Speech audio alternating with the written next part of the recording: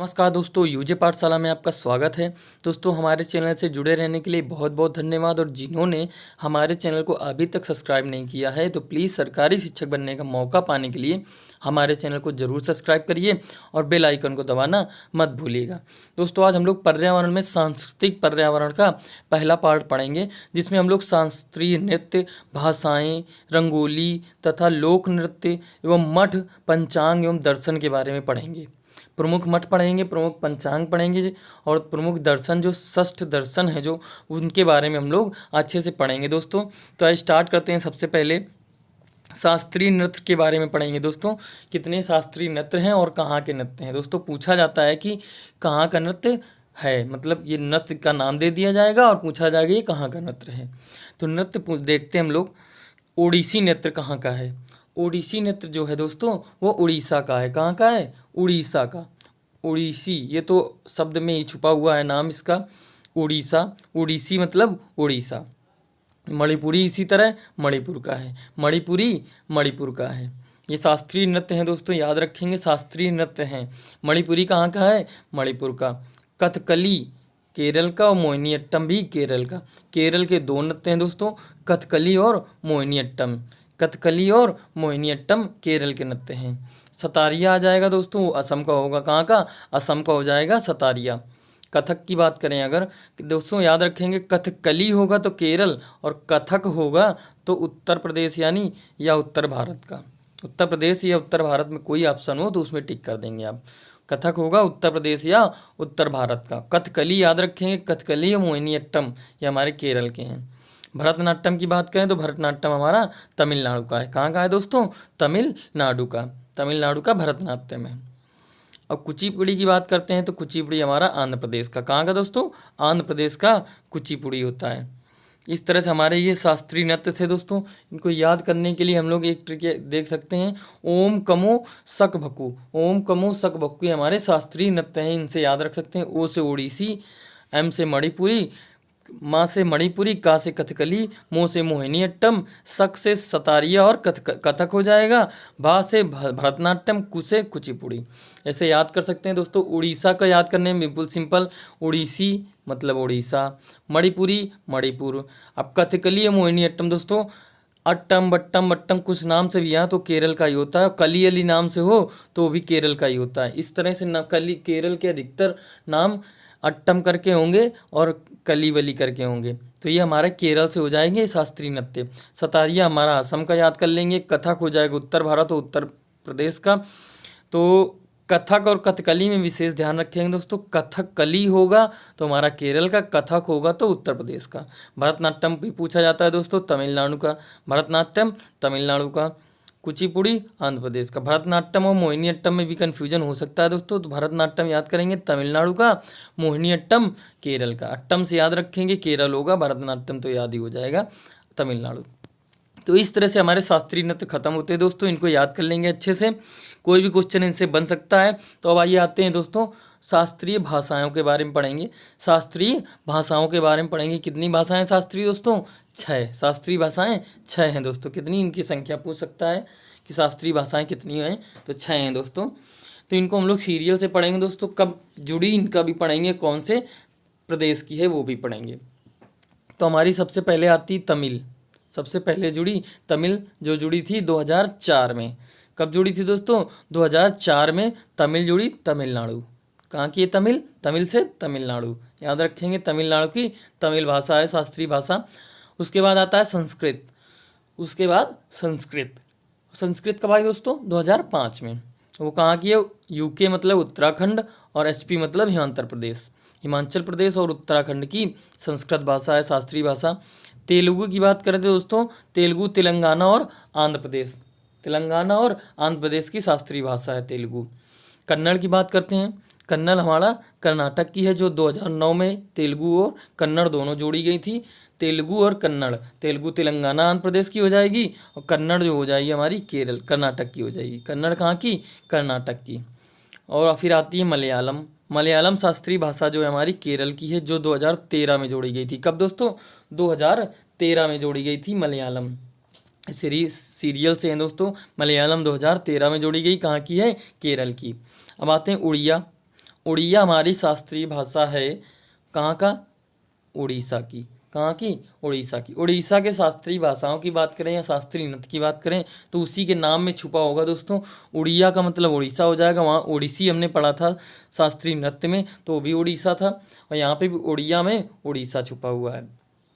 तो इस तरह ये 2004 में जुड़ी थी दोस्तों। तो ये हमारी शास्त्रीय भाषाएं 6 हो गई। कौन कौन सी? 2004, 5, 9, 9, 13, 14 याद रखेंगे। तमिल हो गई, संस्कृत हो गई, तेलुगु हो गई, कन्नड़ हो गई, मलयालम और उड़िया हो गई। तमिल से तो याद ही हो जाएगा दोस्तों, तमिलनाडु की हो जाएगी। संस्कृत याद रखेंगे दोस्तों, संस्कृत उत्तराखंड और हिमाचल प्रदेश की है। तेलुगु से भी याद हो जाएगा दोस्तों, तेलुगु में तेलंगाना, तेलुगु में छुपा हुआ है, तेलंगाना और आंध्र प्रदेश दोनों हो गए। कन्नड़ से कर्नाटक, का से कन्नड़, का से कर्नाटक से याद रखेंगे। का छोटा का होगा, मतलब का में कोई मात्रा नहीं होगी, तो कर्नाटक में कोई का में मात्रा नहीं है, तो इसे याद रखेंगे कर्नाटक, कन्नड़। मलयालम ये जरूर याद रखेंगे, केरल की है मलयालम। उड़िया तो हमें याद ही हो जाएगी उड़ीसा से। अब इनको कितनी है और कौन कौन सी है याद करने के लिए टीएसटी कमाओ से याद कर लेंगे। टीएसटी मतलब टी से तमिलनाडु, एस से संस्कृत, टी से तेलुगु, का से कन्नड़, मा से मलयालम, ओ से उड़िया, ऐसे याद कर लेंगे। तो ये हमारी हो गई दोस्तों शास्त्रीय भाषाएं। इनको अच्छे से याद कर लेंगे, इनसे क्वेश्चन इनसे भी कोई भी बन सकता है। अब आते हैं दोस्तों लोक कथाएं या रंगोली के बारे में पढ़ेंगे। लोक कथाएं या रंगोली के बारे में अगर इसकी परिभाषा की बात करें तो क्या होती है रंगोली? तो होता है शुभ अवसरों पर दरवाजे पर बनाई गई चित्रकला। जब कोई शुभ अवसर होता है तो दरवाजे पर एक चित्रकारी बनाई जाती है, वो हमारी क्या होती है? रंगोली या लोक कथाएं होती है, रंगोली होती है। अक्सर बनाते हैं दोस्तों, कोई फंक्शन वगैरह होता है कहीं पे, कॉलेज वगैरह में भी कोई फंक्शन होता है तो हमारे कॉलेज के गेट पर भी बनाई जाती है रंगोली। तो ये रंगोली हर प्रदेश की अलग अलग नाम से जानी जाती है। अब हम याद करेंगे अरिपन जो है, अरिपन रंगोली का नाम है अरिपन। ये कहाँ पे बना बोली जाती है दोस्तों? बिहार की है। बिहार की रंगोली क्या है? अरिपन है। और अल्पना कहाँ की है?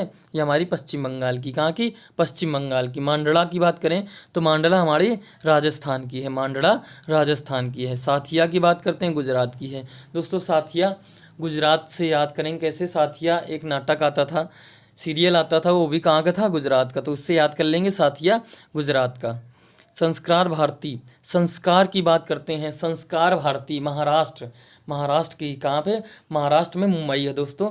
तो हमारी अधिकतर संस्कार की बात करते हैं तो नाटक वगैरह कहीं भी सीरियल बनते हैं या मूवीज़ वगैरह बनती हैं संस्कार से रिलेटेड, तो हमारी मूवीज़ कहाँ पे बनती है याद रखेंगे दोस्तों? मुंबई में। कहाँ पे? मुंबई, महाराष्ट्र में। उससे याद कर लेंगे संस्कार की बात करें तो महाराष्ट्र, संस्कार भारती महाराष्ट्र। और रंगोली को रंगोली नाम कहाँ पे दिया गया? कर्नाटक, कर्नाटक में रंगोली के नाम से जाना जाता है। मुर्जा, मुर्जा हमारी उड़ीसा की है, मुर्जा रंगोली जो है उड़ीसा की है। कोलम दोस्तों, कोलम हमारी तमिलनाडु की। कहाँ की? तमिलनाडु की। गोलम की बात करें तो केरल की है। कहाँ की? केरल की। कोलम तमिलनाडु, गोलम केरल। मुगु, मुगु हमारी आंध्र प्रदेश की। कहाँ की? आंध्र प्रदेश की है मुगु। चौक पूर्णा दोस्तों, चौक पूर्णा हम लोग हमारे यूपी में, चौक पूर्णा यूपी में रंगोली होती है। रंगोली कौन सी होती है? चौक पूर्णा। यूपी और छत्तीसगढ़ में कहा जाता है रंगोली को चौक पूर्णा। तो ये हमारी रंगोली हो गई कहाँ कहाँ से? बिहार की अरिपन, पश्चिम बंगाल की अल्पना, मांडला की बात करें तो राजस्थान की, साथिया गुजरात की बताया। संस्कार भारती संस्कार की बात करें तो कहाँ? महाराष्ट्र की हो जाएगी। रंगोली कर्नाटक में रंगोली को रंगोली कहा जाता है। मुर्जा हो गई उड़ीसा की, मुर्जा हो गई उड़ीसा की। कोलम हो गई तमिलनाडु की, गोलम हो गई केरल की। इनको याद रखेंगे, कोलम गोलम से कोलम में का है तो, लेकिन ये तमिलनाडु की है दोस्तों, केरल की ना हो गए, इससे याद रखेंगे ऐसे से। गोलम हमारी तमिलनाडु की नहीं है, केरल की है। कहाँ की? गोलम हमारी केरल की, कोलम तमिलनाडु की। मुगु आंध्र प्रदेश की, चौक पूर्ण हमारा उत्तर प्रदेश और छत्तीसगढ़ की है। तो इस तरह से हमारी रंगोली हो गई दोस्तों, लोक कथाएँ या रंगोली हो गई।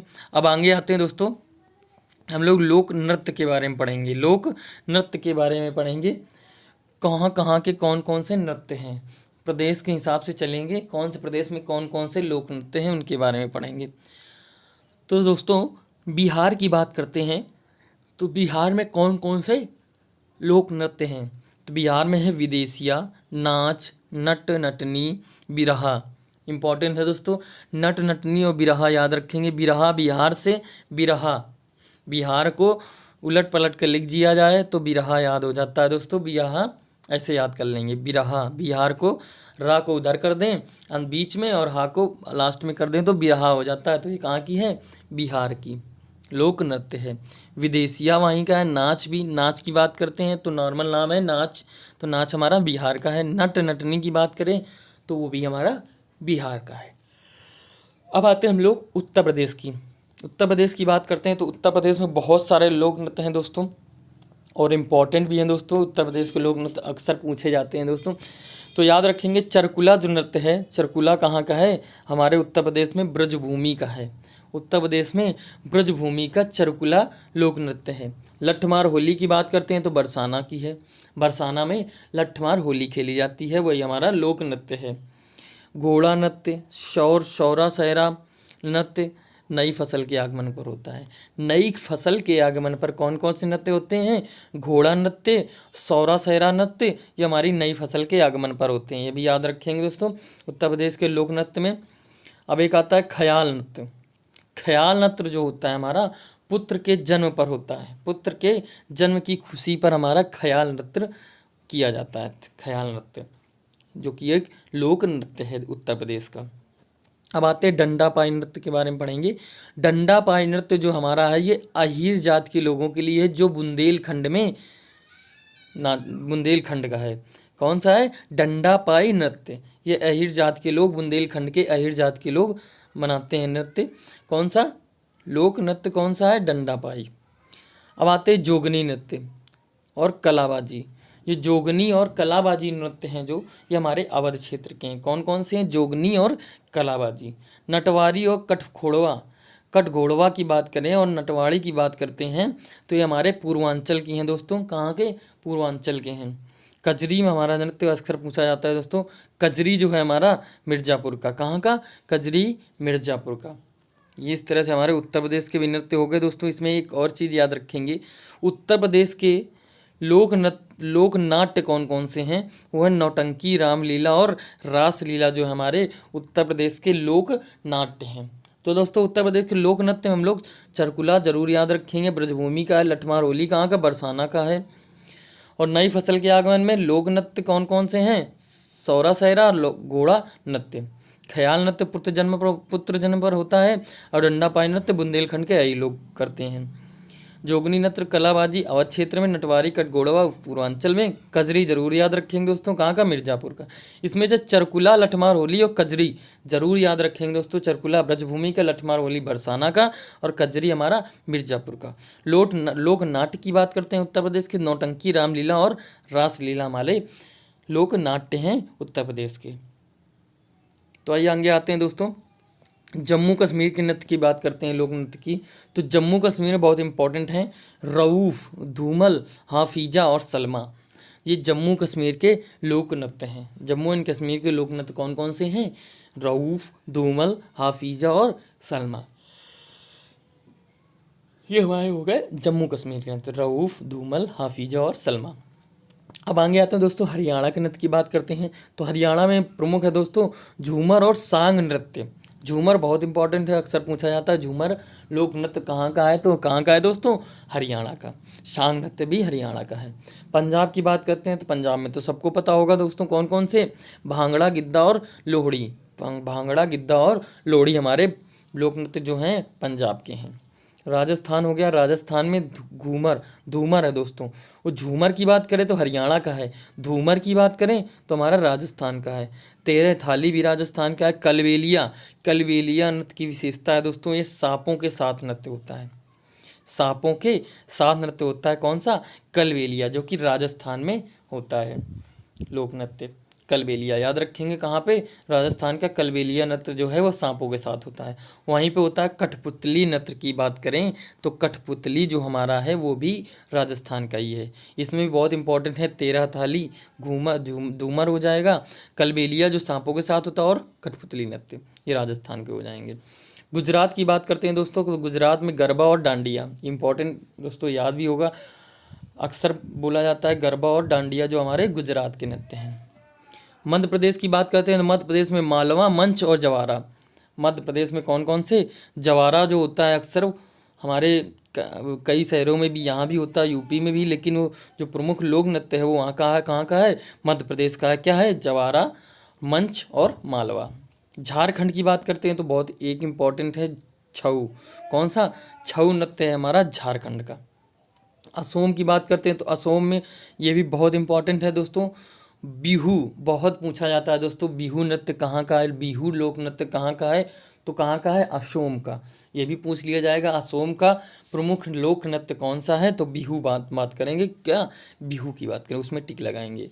बगुरम्बा भी वहीं का है दोस्तों, बिहू को जरूर याद रखेंगे।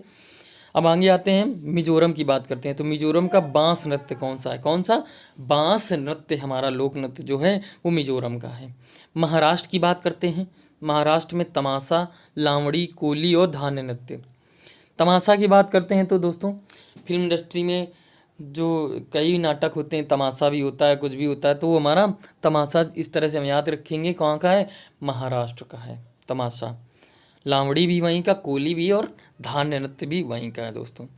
अब आते हैं हम लोग गोवा की बात करते हैं तो गोवा में हमारा कोली नृत्य है। गोवा में कोली लोक नृत्य है जो प्रमुख है। महाराष्ट्र में भी कोली है और गोवा में भी कोली है। गोवा का एक ही मात्र है कोली नृत्य। और कर्नाटक की बात करते हैं दोस्तों, कर्नाटक में यक्षगान, बाध नृत्य और दशावतारम कि कर्नाटक के लोक नृत्य हैं। कौन कौन से? यक्षगान बहुत फेमस है, ये भी बहुत बार पूछा जा चुका है दोस्तों कई परीक्षाओं में। तो यक्षगान हो गया कर्नाटक का, बांध नृत्य हो जाएगा कर्नाटक का, और दशावतारम हो जाएगा कर्नाटक का। याद रखेंगे, यक्षगान कहाँ का? कर्नाटक का।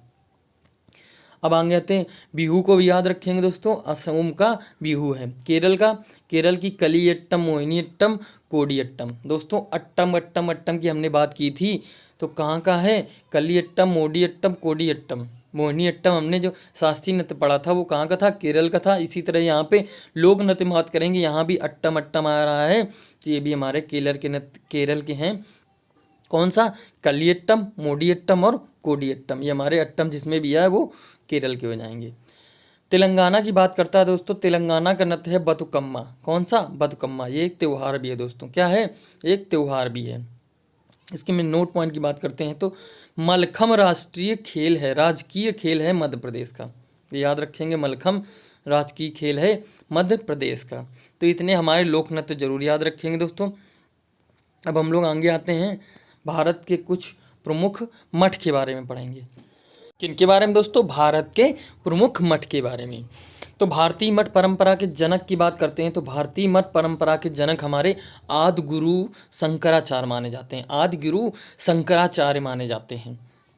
अगर इनकी दर्शन की बात करें तो इनका दर्शन कौन सा है? अद्वैतवाद या मायावाद इनका दर्शन है, आदि गुरु शंकराचार्य जी का। अब इनके द्वारा स्थापित मठ कौन कौन से हैं वो याद रखेंगे दोस्तों।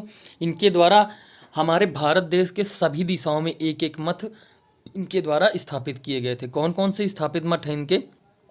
पहला है श्रृंगेरी मठ। श्रृंगेरी मठ जो है हमारा मैसूर यानी कर्नाटक में है, कर्नाटक में मैसूर है, वहीं पे है ये श्रृंगेरी मठ। ये हमारा दक्षिण क्षेत्र का मठ हो गया। कौन सा? श्रृंगेरी मठ, मैसूर कर्नाटक में। अब उसके बाद आता है गोवर्धन मठ, वो जो हमारा पूरी उड़ीसा में है, ये पूर्व दिशा में है। जो पूर्व दिशा के मठ की बात करते हैं तो इनका गोवर्धन मठ है जो पूरी उड़ीसा में है, उड़ीसा के पुरी में है। उसके बाद आता है ज्योतिषपीठ मठ। ज्योतिषपीठ मठ हमारा उत्तराखंड में है, ये उत्तर भाग में आता है। उत्तर दिशा में हमारा ज्योतिषपीठ मठ है जो उत्तराखंड में है। अब शारदा मठ आता है उसके बाद दोस्तों। कौन सा? शारदा मठ जो द्वारका गुजरात में है। कहाँ पे है?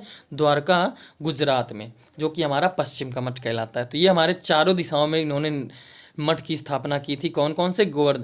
सबसे पहला दक्षिण में श्रृंगेरी मठ जो कि मैसूर कर्नाटका में है। पूर्व में गोवर्धन मठ जो कि पूरी उड़ीसा में है। ज्योतिष मठ जो हमारा उत्तर में है उत्तर दिशा में, उत्तराखंड में है। उसके बाद शारदा मठ आता है जो हमारा पश्चिम में द्वारका गुजरात में है। कहाँ पे? गुजरात के द्वारका में है। तो ये हमारे आदि गुरु शंकराचार्य द्वारा स्थापित मठ हो गए दोस्तों। आइए आगे आते हैं, कुछ और मठ देखते हैं जो कि स्वामी विवेकानंद से संबंधित मठ कौन कौन से हैं। स्वामी विवेकानंद की बात करते हैं तो उनसे संबंधित मठ कौन कौन से हैं, सर पूछ लेता है दोस्तों। तो उसमें से बेलूर मठ सबसे इम्पोर्टेंट। बेलूर मठ जो हमारा कोलकाता में, कहाँ पे है? कोलकाता में। ये भी पूछ सकता है बेलूर मठ कहाँ पे है, तो कहाँ पे है दोस्तों? कोलकाता में। किसने स्थापित किया था? स्वामी विवेकानंद जी ने। अब मायावती मठ की बात करते हैं, तो मायावती मठ भी जो है हमारा वो अल्मोड़ा उत्तराखंड में है और स्वामी विवेकानंद से संबंधित है। स्वामी विवेकानंद जी से संबंधित है मायावती मठ भी, जो कि अल्मोड़ा में है, जो कहाँ पे है? उत्तराखंड में। ये भी याद रखेंगे दोस्तों, वेलूर मठ कोलकाता, मायावती मठ अल्मोड़ा उत्तराखंड में। अब आते हैं गांधी जी से संबंधित मठ यानी आश्रम। गांधी जी से संबंधित आश्रम की बात करते हैं तो साबरमती आश्रम बहुत फेमस है दोस्तों। साबरमती आश्रम गांधी जी से संबंधित है और कहाँ पे है दोस्तों? वहीं पे, कहाँ? गुजरात, अहमदाबाद में। अहमदाबाद में है ये, गुजरात के अहमदाबाद में गांधी जी से संबंधित मठ कौन सा? साबरमती आश्रम। अगर आगे बात करते हैं रविन्द्रनाथ टैगोर जी से संबंधित मठ, तो उनका एक मठ बहुत फेमस शांति निकेतन, जो कि पश्चिम बंगाल में। कहाँ पे दोस्तों? पश्चिम बंगाल में है। कौन सा? शांति निकेतन मठ।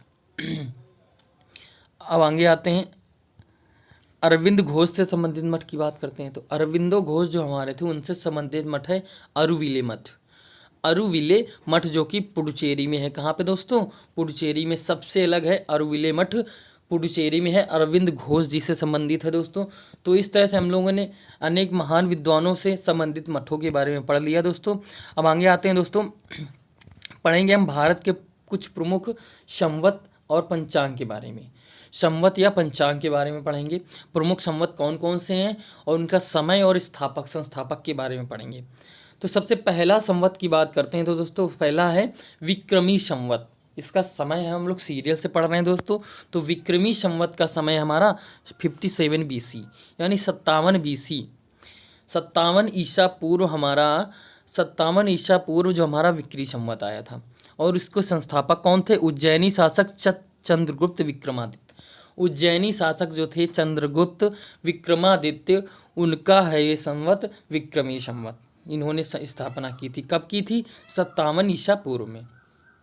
उसके बाद आता है दोस्तों शक संवत। और शक संवत की बात करते हैं तो ये 78 AD यानी 78 ईसा ईस्वी में आया था दोस्तों। 78 ईस्वी में इसकी स्थापना की थी। किसने की थी दोस्तों? कनिष्क सम्राट थे दो, जो कुषाण वंश के थे। कनिष्क वो सम्राट थे, उन्होंने इसकी स्थापना की थी। कब की थी? 78 AD में यानी 78 ईस्वी में शक संवत की स्थापना की थी। तो शक संवत की बात करते हैं तो इसको राष्ट्रीय पंचांग के रूप में घोषित किया गया था दोस्तों। कब घोषित किया गया था?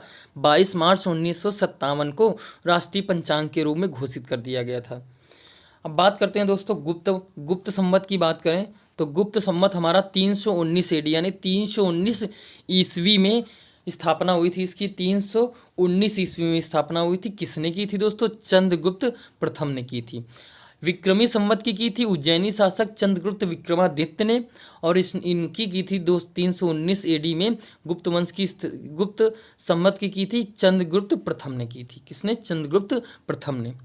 अब आगे आते हैं दोस्तों हिजरी संवत की बात करते हैं तो हिजरी संवत बहुत इंपॉर्टेंट ये भी है।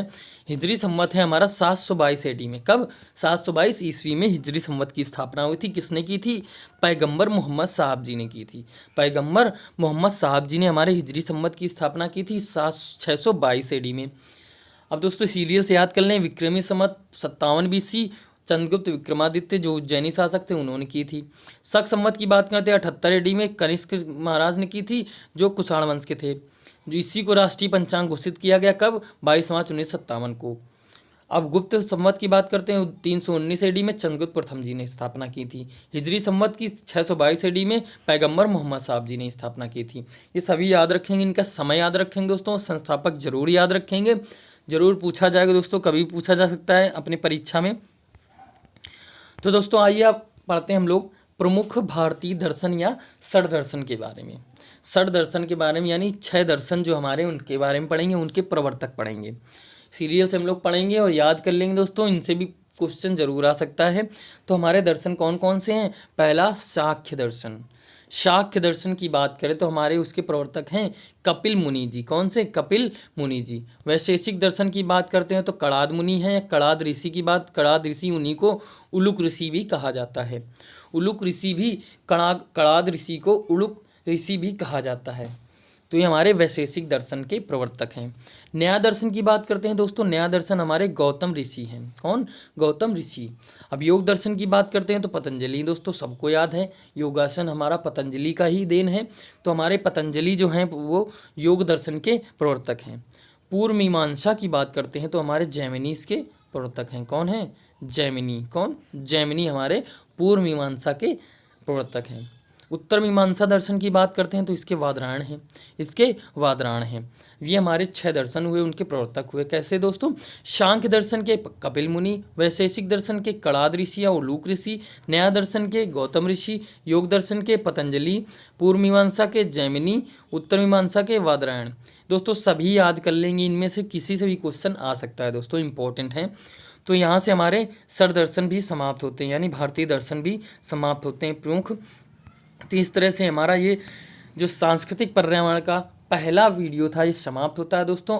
अब अगले वीडियो में पढ़ेंगे हम सांस्कृतिक पर्यावरण के सेकंड टॉपिक में, तो उसमें भी बहुत इंपॉर्टेंट क्वेश्चनों की बात होगी, इंपॉर्टेंट टॉपिक्स की बात होगी दोस्तों। तो तब तक के लिए हमारे इस वीडियो को देखिए, लाइक करिए दोस्तों, जैसा लगा आपको कमेंट बॉक्स में ज़रूर बताइए दोस्तों। कमेंट बॉक्स में आप किसी भी इससे संबंधित कोई भी प्रश्न पूछ सकते हैं, उसका उत्तर आपको तुरंत दिया जाएगा दोस्तों। सरकारी विद्यालय में एक सीट पक्की करना चाहते हैं तो दोस्त जरूर हमारे यूजे पाठशाला चैनल को सब्सक्राइब करिए और बेल आइकन को दबाना मत भूलिएगा, जिससे हमारे अगले वीडियो को नोटिफिकेशन आपको तुरंत प्राप्त हो जाए और आप उस वीडियो को तुरंत देख सकते हैं। तो दोस्तों इसके साथ मिलेंगे आप अगले वीडियो में नए अंदाज में। जय हिंद दोस्तों।